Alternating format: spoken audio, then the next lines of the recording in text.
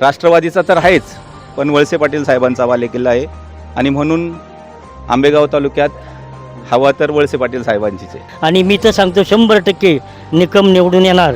आम्ही आहे भक्कम, आमचा फक्त आहे देवदत्त निकम. धन्यवाद. 23 नोव्हेंबरला कोणाचा गुलाल उधळलेला असेल? नामदार दिलीप वळसे पाटील साहेब. आमदार साहेब शेवटपर्यंत मंत्रीच होते, परंतु त्यांनी आत्तापर्यंत जरांगे पाटलांची विषयी एक शब्द नाही काढला. ज्यावेळेस कोल्हे साहेब राष्ट्रवादीमध्ये शिवसेनेतून राष्ट्रवादीमध्ये आले आणि ज्यावेळेस नामदार दिलीपराव वळसे पाटील साहेब कोल्ह्यांसाठी जीवाचं रान करून त्यांना निवडून आणलं आणि त्यांच्याच विरोधात आज ते रणशिंग फुकतायत, हे एक चुकीचं आहे. का दिलीप पाटलांनी निकम साहेबांना काय दिलं? सर्व पदं दिली. मग शरद पवार साहेबांनी दिलीप पाटलांना सर्व मंत्रिपदं नाही दिली? बदलाचं कारण काय? अहो तेच ना, आता म्हातारा झालं कवर राजकारण करायचं. 80 वर्षापर्यंत बराच कल निकम साहेबांच्याच बाजूने. आणि मागच्या इलेक्शनला लोकसभेला दादाचा घात केला, ते राष्ट्रवादीच्या कार्यकर्त्यांनीच केला. दादा तुमचं काय मत आहे? आमचं काय मत होतं, तू तरी वाजवायची बघ काय. नमस्कार, मी लक्ष्मण दातखेडे. आपण पाहतात आपला आवाज. आपला आवाजमध्ये आपणा सर्वांचं मनपूर्वक स्वागत. महाराष्ट्र राज्यातील 288 विधानसभा मतदारसंघांपैकीच एक अतिशय महत्त्वाचा मानला जाणारा मतदारसंघ म्हणजे आंबेगाव शिरूर विधानसभा मतदारसंघ. या 2024च्या विधानसभा निवडणुकीच्या निमित्ताने संपूर्ण राज्याचं लक्ष ज्या विधानसभा मतदारसंघाकडे लागलंय तो मतदारसंघ म्हणजे हाच नामदार दिलीपरावजी वळसे पाटील साहेबांचा आंबेगाव शिरूर विधानसभा मतदारसंघ. आंबेगाव तालुक्यातील अतिशय महत्त्वाचं मानलं जाणारं गाव म्हणजे चांडोली बुद्रुक या गावामध्ये आज आपण आलेलो आहोत. या ठिकाणचे सगळे ग्रामस्थ या ठिकाणी आपण पाहतो आहोत. त्यांच्याशी आपण संवाद साधणार आहे. त्यांच्या मनातील आमदार नेमका कोण हे देखील जाणून घेण्याचा आपण प्रामाणिकपणे प्रयत्न करणार आहोत. दादा, विधानसभेचं वारं वाहू लागलंय. चांडोली बुद्रुक गावच्या ग्रामस्थांचा कल हा देवदत्त निकम यांच्या बाजूने आहे की विद्यमान मंत्री महोदय दिलीपरावजी वळसे पाटील साहेब यांच्या बाजूने? स्थानिक आमदाराला जास्तच प्राधान्य मिळणार ना, कामं झालीत त्याच्यामुळे. आता नवीन जे आलेत थोडासा फरक होणारच आहे. फरक होणार आणि लोकांना, काही लोकांचं म्हणणं चेंज पण हवं आहे. आता नेमकं काय घडणार ते आज कसं सांगणार. या चांडोली बुद्रुक गावामध्ये काय विकास कामं झालेली आहेत, काय राहिलेली आहेत, सांगू शकाल? झालीत, आमच्याकडे पुष्कळ कामं झालीत, सर्वांनीच केलीत. कामं झालीत, जेवढी व्हायला पाहिजे तेवढी झालीत. काही ठिकाणी राहतात, ती काही पूर्ण होत नाहीत, कधी नेहमीच चालू राहतात. खरं तर ज्यांनी शरदचंद्रजी पवार साहेबांच्या पहिल्या निवडणुकीपासूनचा सगळा हा कार्यकाळ पाहिला असेल असे ज्येष्ठ नागरिक माझ्यासोबत आहे. दादा, तुम्ही या आंबेगाव तालुक्याचे दिवंगत आमदार दत्तात्रेय गोविंदराव वळसे पाटील साहेबांची निवडणूक पाहिलेली असेल, दिवंगत खासदार किसनरावजी बानखेले यांची निवडणूक पाहिलेली असेल. अनेक निवडणुका या तुमच्या हयातीत गेलेल्या आहेत. त्या निवडणुका आणि आत्ताची होऊ घातलेली विधानसभेची निवडणूक याच्यामध्ये काही फरक जाणवतोय? फरक जाणवतो. आता प्रचाराची रणधुमाळी फार मोठी आहे. पूर्वी एवढी रणधुमाळी मोठी नव्हती. गाड्या नव्हत्या, साधनं नव्हती. आता खूप साधनं आहेत आणि रात्रंदिवस प्रचार करतात. खरं तर वेगवेगळ्या वयोगटानुसार तरुण असतील, नागरिक असतील, महिला असतील, तरुणी असतील किंवा ज्येष्ठ नागरिक असतील, यांचा त्यांच्या वयानुसार हा मताचा कल वेगवेगळा दिसून येतो. वेगवेगळ्या उमेदवारांकडे त्यांचा कल पाहायला मिळतो. ज्येष्ठ नागरिकांचा कल हा कोणाच्या बाजूने आहे? या तालुक्यात वळसे पाटलांचं काम फार मोठं आहे. ते 90 सालापासून या पदावर असल्यामुळं तालुक्याचा कायापालट केलेला आहे. पण काही लोकांच्या मनाने वाटतं की स्थित्यंतर व्हावं, बदल व्हावा, असंही काही लोकांना वाटतं. त्या बदलाची काही कारणं असू शकतील? बदलाची कारण एक घराणेशाही चालू झाली असं वाटतं लोकांना. आणि आता शेतकरी पुत्र निकमला उमेदवारी देण्याचा काय विचार आहे पवार गटातून, त्याच्यामुळे थोडाफार बदल होईल शक्यता. माझ्यासोबत आणखी काही ज्येष्ठ नागरिक आहेत, त्यांच्याशी आपण संवाद साधूयात. चांडोली बुद्रुककरांचा कल कोणाच्या बाजूने आहे? कल आहे ना, आमदार साहेबांनी आत्तापर्यंत कामं चांगली केली. आमदार साहेब शेवटपर्यंत मंत्रीच होते, परंतु त्यांनी आत्तापर्यंत जरांगे पाटलांची विषयी एक शब्द नाही काढला. आणि आत्ता जी महाराष्ट्रामध्ये जी चाहूल लागलेली आहे ती जरांगे पाटलांची आहे. कारण त्यांना मराठा आरक्षण दिल्याबिगर ते गप्प बसणार नाहीत. त्या दृष्टिकोनातून शेतकऱ्यांना आत्तापर्यंत करोना झाल्यापासून कर्जमुक्ती नाही केली. आत्तापर्यंत शेतकऱ्याला 1 रुपया नाही भेटला. आणि आता लाडक्या बहिणीचं नाटक दाखवलेलं आहे. मग घराघरात भांडणं लावल्यात. मुलींसाठी मोफत शिक्षण आणि मुलांसाठी मोफत शिक्षण नाही. मुलांचे आजकाल महाराष्ट्रामध्ये लग्न होत नाहीत. याला जबाबदार कोण? आत्तापर्यंत मंत्री साहेब असून आमचे मग समजा विकास केलेला असून याबद्दल कसे एक काही शब्द बोलत नाहीत. कारण आता ह्या वेळेस आहे ना, विधानसभेला मराठा समाज हा उठून उठला आहे. तो मराठा समाज इतर समाजाला देखील संघ घेऊन आहे ना विधानसभा लढवण्याच्या मर्यादे याच्यामध्ये आहे, मुळामध्ये. त्याच्यामुळं नेमकं काय होईल आणि काय नाही हे सांगता येत नाही. खरं तर काकांच्या भावना ह्या संतप्त असल्याचं या ठिकाणी आपल्याला पाहायला भेटतंय. मराठा आरक्षणाचा जो काही फॅक्टर आहे त्याचा परिणाम ह्या 2024च्या विधानसभेवरती दिसून येऊ शकतो. नक्कीच होईल. कारण मराठा आमदार 107 आमदार आहेत आणि एकंदरीत इतर समाज, मुस्लिम, दलित, इतर समाज संगती घेऊन जरांगे पाटील सर्वांसाठी काम करणार. त्यामुळे नक्कीच फॅक्टर आहे ना 160 सीटापर्यंत जरांगे पाटलाची सीटं येऊ शकतात. कारण ते जातीनं प्रचार करतील. 23 तारखेला दिलीपराव वळसे पाटील साहेबांचा गुलाल उधळला जाईल की देवदत्त निकम यांचा उधळला जाईल? हे बघा, मतदार आहेत. कसे प्रत्येक मतदाराचा मी मालक नाही. त्याच्यामुळं मला एक्झॅक्ट कसे नागरिक आहेत माझ्यासोबत. दादा, चांडोली बुद्रुक गावामध्ये कोणाच्या बाजूने जास्त कल आहे? मी प्रथमतः माझी ओळख सांगतो. मी उत्तम गेनभाऊ थोरात आणि विद्यमान ग्रामपंचायत सदस्य आहे. आता आंबेगावचं तुम्ही विचारलं. आंबेगाव तालुक्यात साहेबांची भरपूर अशी कामं आहेत. आम्ही ते मान्य करतो. साहेबांनी भरपूर कामं केल्यात. विकास कामं त्यांची आहेत असं आम्ही काही म्हणत नाही. पण आता ह्यावेळी थोडा बदल झाला पाहिजे. बदलाचं कारण कोणती भूमिका घेत असताना त्याच्यामध्ये काहीतरी कारण असतं. आता बदलाचं कारण खासदार आमदार असे इकडच्या पक्षात, ह्या पक्षातून त्या पक्षात, त्या पक्षातून ह्या पक्षात यांनी पक्ष बदली केले. पण मतदार हे जाग्यावरच राहिले. त्याच्यामुळं ह्या आंबेगावमध्ये परिवर्तन 100% होणार. मला एक सांगा, लोकसभा निवडणुकीच्या वेळी शिवाजीराव आढळराव पाटील यांनी शिवसेना सोडून राष्ट्रवादीत प्रवेश केला. तिथे त्यांना पराभवाला सामोरं जावं लागलं. आता इथे मूळ राष्ट्रवादी जी पवार साहेबांची होती तेथून आता वळसे पाटील साहेब अजितदादांसोबत गेलेले आहेत. मग याचा कुठेतरी त्यांनाही फटका बसू शकतो का? म्हणजे लोकसभेला जे झालं तेच विधानसभेला पाहायला भेटेल का? आता ठीक आहे, तुम्ही शिवाजी आढळरावचा पराभव का झाला हे विचारलं. त्याचं कारण असं आहे, जे आढळराव पाटलांची सुद्धा ह्या तालुक्यामध्ये कामं आहेत, भरपूर कामं आहेत.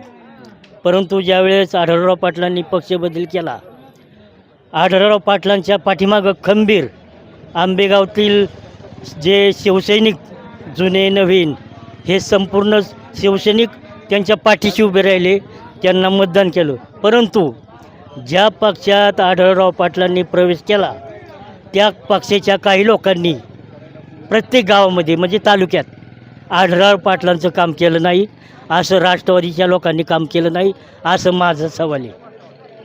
माझ्यासोबत आणखी काही नागरिक आहेत, त्यांच्याशी आपण बोलूयात. काका, काय सांगाल? विकास भरपूर झाला. निवडून कोण येऊ शकतं? निवडून कोण येऊ शकतं? निकम येऊ शकतो. निकम आम्हाला बदल पाहिजे. बदल पाहिजे. कारण 35 वर्ष पाटले सत्ता भुगली ना, त्याला उठते ते चालते त्याच्या माणसाची कामं नाही राहिली आता. त्यामुळे तरुण उमेदवार पाहिजे. बदलाचं कारण काय? अहो तेच ना, आता म्हातारा झालं कवर राजकारण करायचं 80 वर्षापर्यंत. आणि आता काय झाले, आंबेगाव तालुक्यात जी तरुण पिढी ही संपूर्ण तरुण पिढी ही निकम साहेबांच्या पाठीशी आहे. त्याच्यामध्ये काही ज्येष्ठ मंडळीसुद्धा ही निकम साहेबाच्याच पाठीशी आहे. आणि मी तर सांगतो 100% निकम निवडून येणार. आम्ही आहे भक्कम, आमचा फक्त आहे देवदत्त निकम. धन्यवाद. 2024च्या या विधानसभेच्या निवडणुकीमध्ये काय आपल्याला चित्र पाहायला भेटू शकतं? 2024च्या निवडणुकीमध्ये जो महायुतीचा उमेदवार आहे त्या उमेदवाराला संधी. महायुतीचे कोण उमेदवार आहेत? जो कोणी असेल तो. महायुतीचे कोण उमेदवार आहेत? काय आता जे ठरण ते अजून कुठं फायनल झाले चित्र. पण ह्या आंबेगाव तालुक्यामध्ये महाविकास आघाडीचा उमेदवार निवडून येऊ शकतो की महायुतीचा? आता ही जनता ठरवेल ना. आपण कसं एकटे मी म्हणून का निवडून येणार, थोडं जनता ठरवेल ना. सर्वसामान्य लोकांना कोण अपेक्षित आहे बाबा, कोण आपल्यासाठी कोण नाही, ती जनता ठरवेल ना. आपण कसं म्हणायचं? आता आपल्या या आंबेगाव विधानसभा मतदारसंघामध्ये महायुतीच्या वतीने दिलीपरावजी वळसे पाटील साहेबांचं नाव समोर येत आहे आणि महाविकास आघाडीच्या बाजूनं देवदत्त निकम यांचं नाव पुढे येत आहे. तर या दोघांमध्ये जर लढत झाली तर कोण विजय होऊ शकतो? अजून अधिकृत कुठे घोषणा झालेली आहे? झाल्यानंतर देऊ ना मग प्रत्येक परत. काका तुम्ही काय सांगू शकाल? आता बरोबर आहे ना, तू बोलला ते तसंच आहे, पण अजून डिक्लेअर झालेलं नाही ना अजून. म्हणजे सगळं गुलदस्ते आहेत. नाही डिक्लेअर झाल्याशिवाय कसं आहे शेवटी तुम्ही जनता कसं आहे आज शेवटी जनता हे करणार आहे, आपले जे सामान्य एकटे काय चालणार आहे ना, असं आहे ना. बातचीत करूयात. दादा, चांडोली बुद्रुकमध्ये कोणाचं वार आहे? देवदत्तजी निकम साहेबांचं. निकम साहेबांचं, कारण त्यांच्या समोर तर वळसे पाटील साहेब निवडणूक लढवत आहेत. तर मग या दोघांमध्ये लढत झाली तर कोण विजय होईल? जनशक्ती. जनशक्ती. या गावामध्ये कोणती विकास कामे झालेली आहेत किंवा राहिलेली आहेत, काय सांगा? भरपूर विकास कामे राहिलेली आहेत. उदाहरणार्थ ठाकरवाडीचं आमच्या गेली कितीतरी वर्ष इथं राहतात लोक, त्यांच्या घरांचा भरपूर मोठा प्रश्न आहे.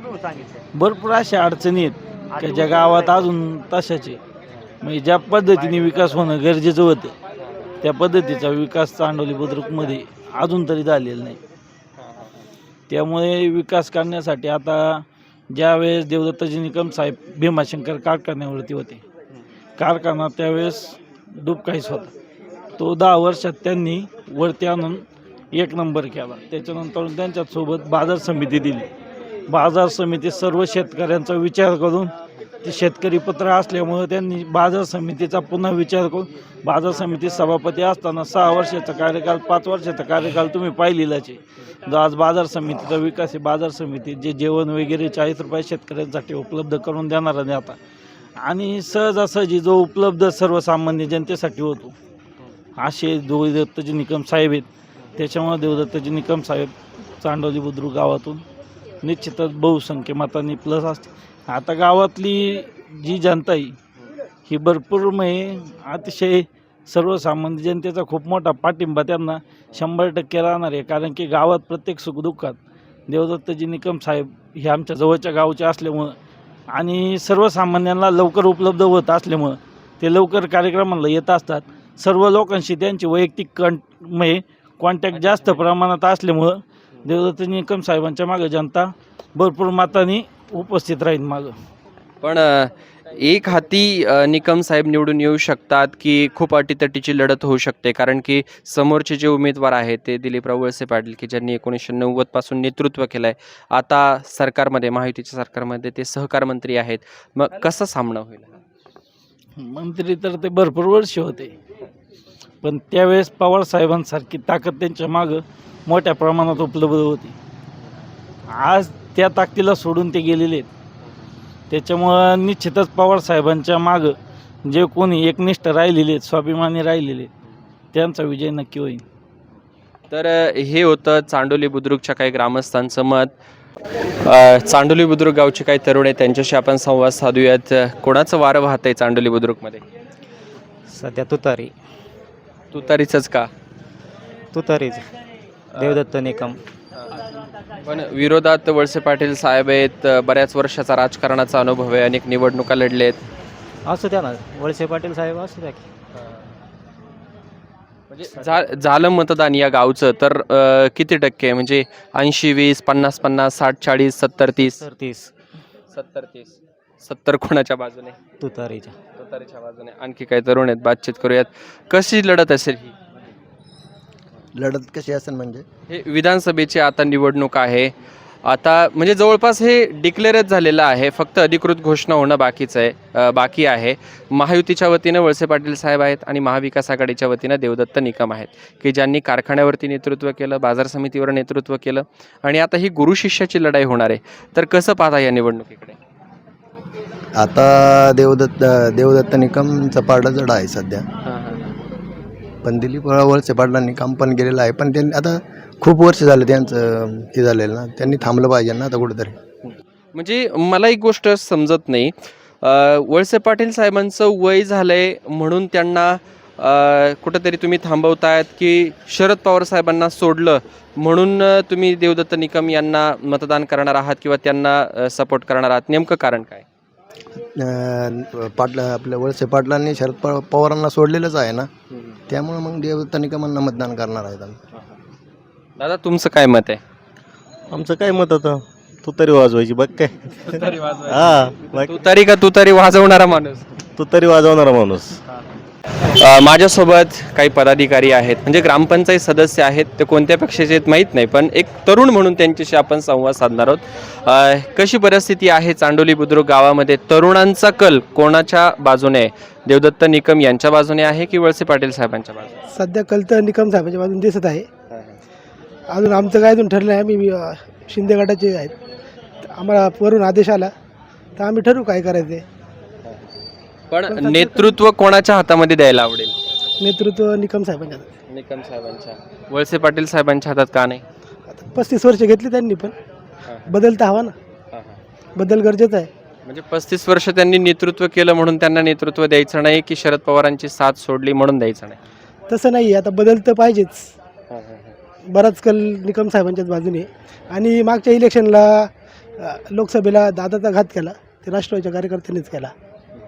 म्हणजे आढळराव पाटील हे जे काही पराभूत झाले 2024च्या लोकसभेच्या निवडणुकीत, त्याच्यामध्ये राष्ट्रवादीच्याच पदाधिकाऱ्यांचा आणि कार्यकर्त्यांचा हात होता असं म्हणायचं आहे? 100%. त्याचे काय कारण असू शकतील? कार्यकर्त्यांमधलं वाद गावागावात.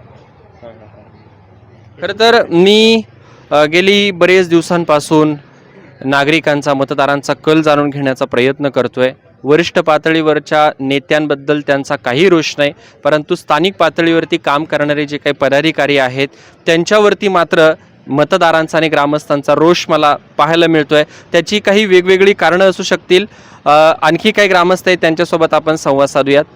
ह्या निवडणुकीमध्ये 23 नोव्हेंबरला कोणाचा गुलाल उधळलेला असेल? नामदार दिलीपराव वळसे पाटील साहेब. वळसे पाटील साहेबच का? कारण त्यांनी 35 वर्ष चांगली कामं केली आहेत. रोडची कामं, कुठं सभामंडप, कुठं काय, बरेच जनतेशी चांगल्या संवाद. त्यांच्याच तालमीमध्ये तयार झालेले देवदत्त निकम हे त्यांच्या विरोधामध्ये निवडणुकीला उभे राहत आहेत. तर कसा होईल हा सामना? हा सामना काहीच नाही, साहेबच निवडून येते 100%. कारण साहेबांची कामे चांगली आहेत ना तालुक्यात. आता हे जे काही गाव आहे चांडोली बुद्रुक, या गावात कोणाचं जास्त वारं वाहत आहे? वळसे पाटील साहेबच. वळसे पाटील साहेब. तरुणांचा कल कोणाच्या बाजूने? साहेबांच्याच मागे. साहेबांच्याच बाजूने. खरं तर संमिश्र प्रतिक्रिया आपल्याला या ठिकाणी पाहायला भेटत आहेत.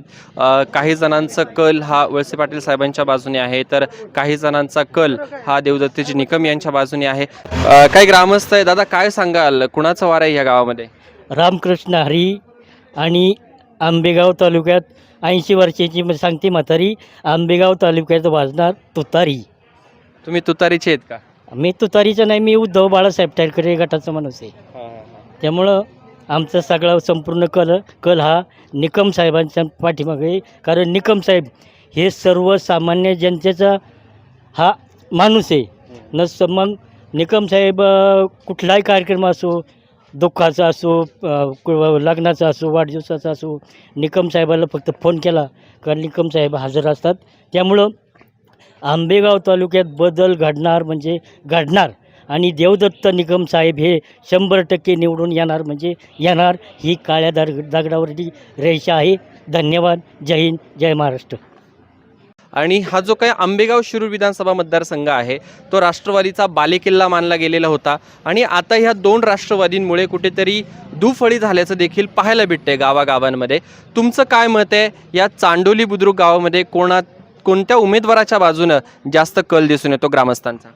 20 तारखेला 20 नोव्हेंबरला विधानसभाची निवडणूक होत आहे आणि खरं तर आचारसंहिता लागली आहे. आणि महायुती आणि महाविकास आघाडी ह्या दोन्हीमध्ये लढत होणार आहे.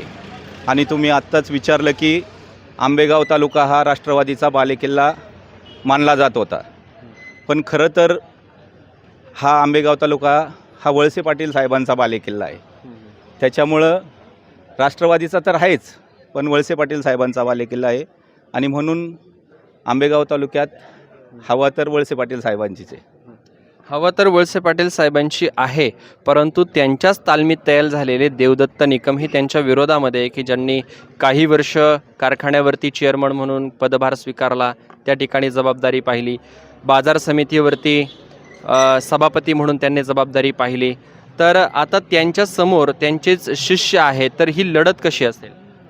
नाही, निकम साहेबांनी जरी 10 वर्ष कारखान्याचं चेअरमनपद त्यांनी भूषवलं असेल किंवा 7 वर्ष बाजार समितीचं सभापतीपद भूषवलं, परंतु हे सगळं त्यांना पदही वळसे पाटील साहेबांमुळेच मिळालीत. कारण वळसे पाटील साहेबांचं काम चांगलं आहे, सगळ्या संस्था अतिशय उत्तम पद्धतीने त्यांनी चालवल्यात. तर निकम साहेब नसते तर दुसरं कोणाला तरी संधी मिळाली असती. आणि निकम साहेबांच्या पाठीमागं वळसे पाटील साहेबांनी सगळी ताकद लावली होती.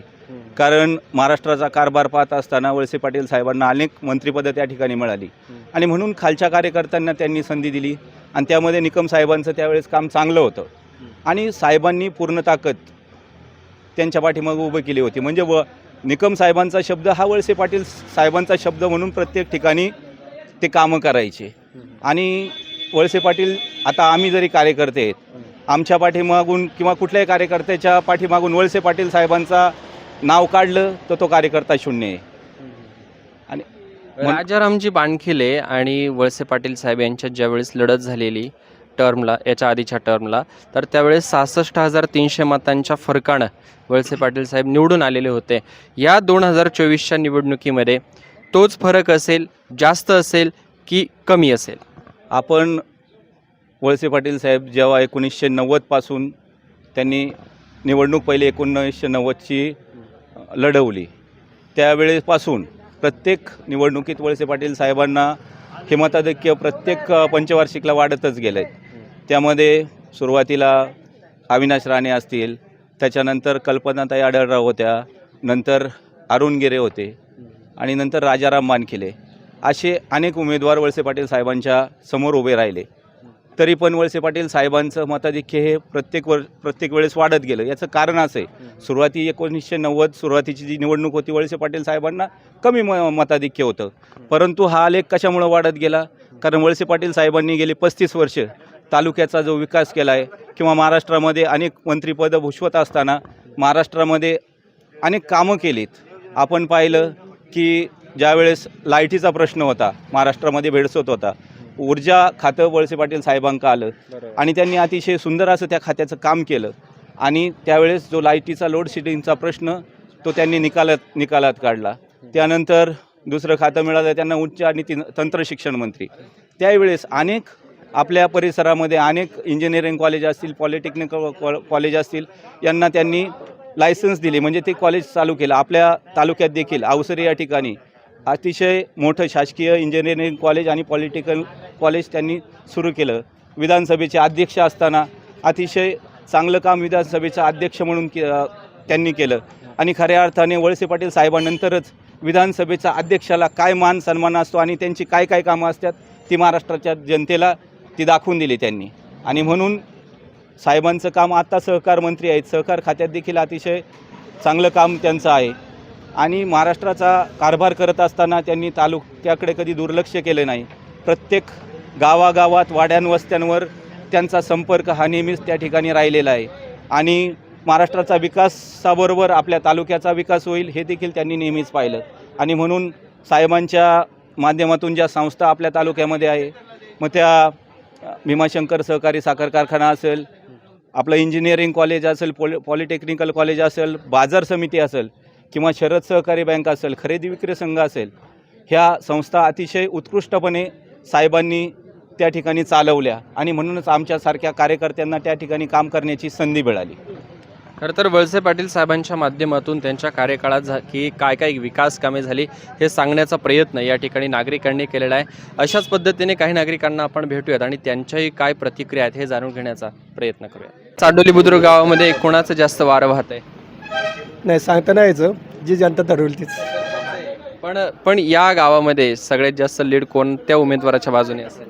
ते पण जनताच ठरवेल ना सर. वरती बरं ठीक आहे, उमेदवार कोणताही तुमचा निवडून येऊ आंबेगाव तालुक्यामधून, वरती राज्य सरकार कोणत्या पक्षाचं होईल? महायुतीचं होईल की महाविकास आघाडीचं होईल? आता ते महायुतीचं पण होऊ शकतं आणि महाविकासाठीचं पण होऊ शकतं. आता म्हणजे दोघांना अडीच वर्ष जसं या मागच्या टर्ममध्ये 3 सरकारं पाहिली आपण. तसं होऊ शकते परत. पण तरी तुम्हाला काय वाटतं, दिलीप वळसे पाटील साहेबांचा गुलाल उधळू शकतो की निकम साहेबांचा गुलाल उधळू शकतो? ते पण नाही सांगता यायचं ना. म्हणजे सगळं काही संभ्रमावस्थेमध्ये आहे. जे काही ठरेल ते 23 नोव्हेंबरलाच ठरेल. 23 नोव्हेंबरलाच. माझ्यासोबत काही तरुण आहे, त्यांच्याशी आपण बातचीत करूयात. कशा पद्धतीचं वातावरण आहे विधानसभेच्या निवडणुकीच्या दृष्टीनं या गावामध्ये तुमच्या? आज आमच्या गावामध्ये किंवा पूर्ण तालुक्यात जर म्हटलं तर आज तरुणांना जी संधी पाहिजे होती ती आज आम्हाला बरेच वर्षापासून जवळ 30 वर्षापासून ते तरुणांना जे पाहिजे होतं योगदान ह्या मोठ्या नेत्या वगैरे या पुढऱ्यांकडनं ते काय आम्हाला मिळालं नाही. म्हणून आम्ही एक तरुण तडफदार नेतृत्व म्हणून आम्ही देवदत्त निकमला स्वीकारलेलं आहे. पण त्यांच्या विरोधात तर वळसे पाटील साहेब आहेत. मग ही लढत खूप अटीतटीची होऊ शकते असं एक जनतेचा कौल आहे. तर मग याकडे कसं पाहता? आज शेवटी आज 35 वर्ष राजकारण केलं. आज त्यांचं मोठं स्वभाव हे आहे, तालुक्यात त्यांचं मोठं कामं आहे, नाही असं नाही. पण आज जो जनतेला किंवा जो माणसाला जो ज्यांच्याकडून अपेक्षा आहे की समाजासाठी किंवा माझ्या हितासाठी काही करायचं ते यांच्यानी काही झालं नाही. त्यामुळे आज समाज सगळा त्यांच्या विरुद्ध आहे. आणि आज हे जे बोलतात हे काही कोणाची स्वतःची कामं वरच्या लेवलची कामं हे आहे त्यांच्या हिशोबाने ते त्यांचं वक्तव्य मांडतात. आणि ते याचे कोणाची हवा काय हवा हे तुम्हाला 23 तारखेनंतर जनतेतून दिसून येईल. आता शेतकऱ्यांसाठी महायुतीचं सरकार चांगलं की महाविकास आघाडीचं सरकार चांगलं? आता शेतकऱ्यांच्या विषयी जर बोललं तर खूप मोठा विषय, गंभीर विषय. तसं शेतकऱ्यांच्या विषयी जर बोललं तर हे सरकार जे आहे हे पूर्ण 100% शेतकऱ्यांच्या विरोधातलं आहे. आज शेतकऱ्यांचं जर बघितलं तर आज जनता ओरडते सोयाबीनला भाव नाही, सोयाबीनला भाव वाढवले तर इकडे तेलाचे भाव वाढवले, तेलाचे भाव वाढवले, खोबऱ्याचे भाव वाढवले. कशातून तरी घ्यायचं, कशातून तरी द्यायचं, या पद्धतीने आज यांनी हे चालू केले. त्यामुळे जनतेला ते कळून येतं, दिसून येतं, त्याच्यात काय हे नाही. लाडक्या बहिणीला 1500 रुपये महिन्याला चालू केले. आज लाडक्या बहिणीला जरी 1500 चालू केलं, आज त्यांनी त्यांच्या बजेटमधनं केलं, आता मिळतंय तर घेतात. त्याच्यामुळं आपण त्याच्यावरती काय बोलणार आहे? खरं तर मुख्यमंत्र्याच्या ज्या लाडक्या बहिणी आहेत ते मतदान महायुतीच्या बाजूने करतील का महाविकास आघाडीच्या बाजूने करतील? आता जे त्यांना जर योग्य वाटत असेल ते त्यांचा प्रश्न आहे. आपण थोडी त्याच्यात विषय मांडणार आहे. जर त्यांना वाटलं की आपल्याला ते कुठंतरी कारणास्तव किंवा मिळाले त्याचा आनंद मानत असेल तर ते तसे करू शकतात. आपण काय त्यांना सांगणार आहे? लाडकी बहीण योजना 5 वर्ष यांच्या हातात सत्ता होती त्यावेळेस का नाही केली? आता इलेक्शनच्या वेळेसच का चालू केली? आता संदीप शेठ आमचे मित्र बोलून गेले का दिलीप पाटलांनी निकम साहेबांना काय दिलं? सर्व पदं दिली. मग शरद पवार साहेबांनी दिलीप पाटलांना सर्व मंत्रिपदं नाही दिली? त्यांनी का सोडलं त्यांना? याचं उत्तर द्या ना तुम्ही. दिलीप पाटलांनी याचं उत्तर द्यावा का आपल्याला काय कमी केलं शरद पवार साहेबांनी? का सोडून गेले ते? याचं उत्तर आहे का त्यांच्याकडं? एका फक्त बोगद्याच्या प्रश्नावरून ते सोडून गेले. काय बोगदा? कुठं पाडला बोगदा? दाखवून द्या ना. आणि धरण कोणत्या काळात झालं? आमच्या किसनराव बानखेले होते त्यावेळेस आणि शरद पवार साहेब होते त्यावेळेस झालं. यशवंतराव चव्हाणांच्या काळात झालं. दिलीप पाटील कुठं होते त्यावेळेस? 1990च्या आधीच्या काळामध्ये धरण झालं. बरं ठीक आहे, हे आमदार झाले, 35 वर्ष आमदार झाले. पठारावाल्यांना पाणी आहे का? कळमोडी धरण का नाही केलं यांनी? का नाही केलं? तुम्ही लय विकास मानता. मग कळमोडीचं धरण किती दिवस झालेत प्रकल्प योजना येऊन ते? खरं तर ह्या सगळ्या ग्रामस्थांच्या प्रतिक्रिया जाणून घेत असताना काही जे ग्रामस्थ आहेत किंवा तरुण आहेत हे अगदी तळमळीने काही प्रश्न मांडण्याचा प्रयत्न करतात. आणि का मांडू नये? कारण की हीच एक वेळ असते की आपल्या विचारांचं आणि शेतकऱ्यांना पोषक असलेलं किंवा नागरिकांच्या हिताचं निर्णय घेणारं सरकार हे सत्तेमध्ये यावं, हाच एक दृष्टिकोन त्यामागचा असतो. आपण इतरही ग्रामस्थांशी चर्चा करूयात आणि त्यांचं मत जाणून घेण्याचा प्रयत्न करूयात. वळसे पाटील साहेब विजयी होऊ शकतात की निकम साहेब विजयी होऊ शकतात? पहिले माझी मी ओळख करून देतो. मी गोकुळ सुदाम थोरात पाटील, चांडोली बुद्रुक. आता कोण विजय होऊ शकतं आणि कोण होत नाही हे जनता ठरवणार आहे. परंतु चांडवली गावामध्ये आत्ताच एक 15 दिवसापूर्वी नामदार दिलीपराव वळसे पाटील साहेबांनी आमच्या संरक्षण भिंतीसाठी 7 कोटी रुपयाचा निधी मंजूर केला. याच्यावरूनच ओळखायचं काम करणारा माणूस कोण आणि त्याच्याबरोबर विरुद्ध उमेदवार उभा राहणारा आहे तो नामदार दिलीप वळसे पाटील यांचाच लाभार्थी म्हणून त्यांनाही ओळखलं जातं. देवदत्त निकम यांना नामदार दिलीपराव वळसे पाटील साहेबांनीच मोठं केलं, त्यांच्या तालमीत तयार झाले आणि त्यांच्याच विरोधात जाऊन ते आता उभे, म्हणजे अजून तिकीट काय डिक्लेअर झालं नाही. ते तिकीट डिक्लेअर झाल्याच्यानंतर कळन कोण नामदार दिलीपराव वळसे पाटील साहेबांच्या विरुद्ध उभा कोण आहे ते जनतेला कळेल. आणि दुसरी बाब म्हणजे असं आहे की साहेबांनी तालुक्यामध्ये अशी भरपूर कामं केलेली आहेत की सर्वसामान्यांच्या उपयोगी पडतील अशी कामं केलेली आहेत. अशी कामं कंची केलेली आहेत. पहिलं अवसरी खुर्द येथे कॉलेज काढलं आणि तिथून अशी इंजिनियर होऊन शिक्षण घेऊन मुलं अशी बाहेर पडतात आणि ती नोकरीला लागतात. हे सर्वसामान्याला फायदा होतो, हे सर्व जनतेला कळालं पाहिजे. वैयक्तिक काम नाही झालं म्हणून विरोधात बोलायचं नामदार दिलीप वळसे पाटलांच्या, हे माझ्या बुद्धीला तर अजिबात पटत नाही. दुसरी बाब म्हणजे की 1983 ते 84 साली शरद पवार ते मुख्यमंत्री होते. त्या टायमाला त्यांनी मराठ्यांना का आरक्षण दिलं नाही, हा एक माझा, म्हणजे शरद पवारांवर मी टीका करणारा काय एवढा एकदम सामान्य, म्हणजे त्यांचा नातू म्हणून मी असा समजतो त्यांना. पण 83-84 साली ते मुख्यमंत्री होते, त्यांनी त्या टायमाला मराठी समाजाला का आरक्षण दिलं नाही आणि आता म्हणतात का 75% आरक्षण द्या. कंच्या आधारावर 75% महायुती सरकारने आरक्षण द्यायचं, असा एक माझा शरद पवार साहेबांना माझा सवाल आहे. त्याच्यानंतर काँग्रेस त्यांनी आता हे बाकीचे म्हणतात का आढळराव फुटले आणि राष्ट्रवादीत आले. अहो, आढळराव पाटील हे राष्ट्रवादीतच होते.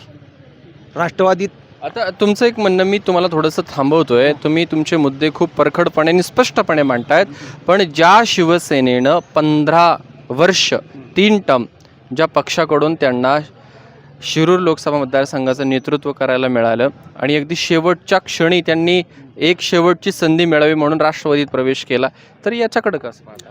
शेवटच्या क्षणी राष्ट्रवादीत प्रवेश केला, परंतु तिकडं काही तिकीट मिळण्याचे चान्सेस नाही. शिरूर लोक मतदारसंघामध्ये राष्ट्रवादीलाच तिकीट जाणार होतं म्हणून ते राष्ट्रवादीमध्ये आले. ते पहिले राष्ट्रवादीचेच होते ना, होते राष्ट्रवादीचे, पण त्यांना जी मोठी पदं मिळाली ती ही शिवसेनेच्या काळात मिळाली, शिवसेने पक्षाकडून मिळाली. तसं नाही. शिवसेनेच्या काळात पक्षात मिळाली म्हणजे विधानसभेला आमचा तालुका असा आहे, विधानसभेला नामदार दिलीपराव वळसे पाटलांच्याच मागे उभा राहायचा आणि खासदारकीला शिवाजी आढळराव पाटील यांच्या मागेच उभा राहायचा, अशी त्यावेळेची एक परिस्थिती होती. परंतु काही थोडेफार बदल झाल्यामुळे लोकांना नाही आवडलं ते. ज्यावेळेस कोल्हे साहेब राष्ट्रवादीमध्ये शिवसेनेतून राष्ट्रवादीमध्ये आले आणि त्यावेळेस नामदार दिलीपराव वळसे पाटील साहेब कोल्ह्यांसाठी जीवाचं रान करून त्यांना निवडून आणलं आणि त्यांच्याच विरोधात आज ते रणशिंग फुकतायत, हे एक चुकीचं आहे. त्यांनी 5 वर्षामध्ये निवडून गेल्याच्यानंतर आमच्या चांडवली गावाला 5 वर्षात एकही भेट दिली नाही. 5 वर्षामध्ये आणि 5 पैशाचं सुद्धा कोल्हे साहेबांनी आमच्या गावामध्ये 5 पैशाचं सुद्धा आजपर्यंत काही काम केलेलं नाही. आणि आतासुद्धा निवडून आल्याच्यानंतर परतही आमच्या गावाला अजून भेट द्यायला आलेले नाहीत. बस एवढा एक माझा मुद्दा आहे. निवडून देऊन काय फायदा आहे मग? आढळरावांनी ती किती कामं सत्तेवर नसताना सुद्धा लाखोची कामं आमच्या चांडवली गावामध्ये केली आढळराव पाटलांनी. असो, जे काय असेल, आता एक शेवटचा फक्त प्रश्न, आपल्याला त्या विषयावरती बोलायचं नाही, विधानसभेची आपल्याला चर्चा करायची आहे. 23 नोव्हेंबरला गुलाल हा महाविकास आघाडीचा असेल का महायुतीचा असेल?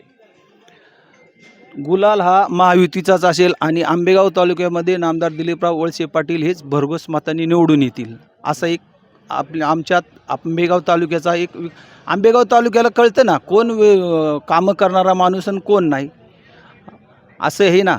दिलीपराव वळसे पाटीलच हे भरघोस मतांनी निवडून येतील असं माझं 100% 101% माझं मत आहे. आणि तुम्हाला सांगतो, हे म्हणतात फोडाफोडी. ज्यावेळेस शरद पवार साहेबांनी विदेशी मुद्दा उचलला सोनिया गांधीजी विरुद्ध आणि त्यावेळेस काँग्रेस सोडली आणि त्यांनी राष्ट्रवादी पक्ष फोडला, त्यावेळेस नाही लोकांना सुचलं का इकडून तिकडून इकडं, त्यावेळेस कसं काय चाललं ते एक जाऊ द्या. त्यावेळेस काँग्रेस जर नसती सोडली, आज शरदचंद्र पवार साहेब आज त्यावेळेस पंतप्रधान झाले असते, त्यावेळेस जर त्यांनी काँग्रेस नसती सोडली तर हा फटका आजपर्यंत हा शरद पवारांना बसतोय. हे आज माझं वैयक्तिक मत आहे बरं का, बाकीचं कोणीचं असू नाही तर नसू असंही. त्यांनी आपलं यशवंतराव चव्हाण साहेबांपासून त्यांनी असंच केलेलं आहे आजपर्यंत. आणि बाकीच्याने आता बाकीचे म्हणतात का इकडून तिकडून तिकडून इकडं. त्यावेळेस शरद पवारांनी काय केलं, त्याचाच हा कर्माचा भोग घ्या प्रत्येकाचा. प्रत्येक जसं कर्म करील तसं प्रत्येकाला फळ आता आता आता तुम्ही बोलतायत की जसं कर्म तसं होणार आहे. आता तुम्ही म्हणालेत की काँग्रेस सोडून पवार साहेबांनी स्वतःचा पक्ष काढला वगैरे, मग त्यांना पुढे परिणाम भोगावे लागले. तसंच आता वळसे पाटील साहेब सुद्धा पवारांना सोडून आलेले आहेत. मग नाही ना, आज कुठं शरद पवारांना सोडलेलं नाहीच ना. आज चिन्ह कोणाला भेटलंय राष्ट्रवादीचं, अजित पवार साहेबांनाच भेटलंय ना. राष्ट्रवादी पक्ष कोणाकडे आहे? अजित पवार राष्ट्रवादीची सुरुवात कोणी केली? राष्ट्रवादी जरी सुरुवात, पण त्यांनीच पळायला लावलं ना. ज्यावेळेस पहाटेचा शपथविधी अजित पवारने केला त्यावेळेस शरद पवारने सांगितलं होतं तुम्ही असं असं करा, आणि नंतर शरद पवारनेच असं केलं ना. असो, खरं तर चर्चेला कुठे अंत बसणार नाही, इतकी मोठी ती चर्चा होऊ शकते. विषय मोठा आहे, परंतु इतरही मतदारांसोबत आपण चर्चा करूयात आणि त्यांचं काय मत आहे ते सुद्धा जाणून घेऊयात.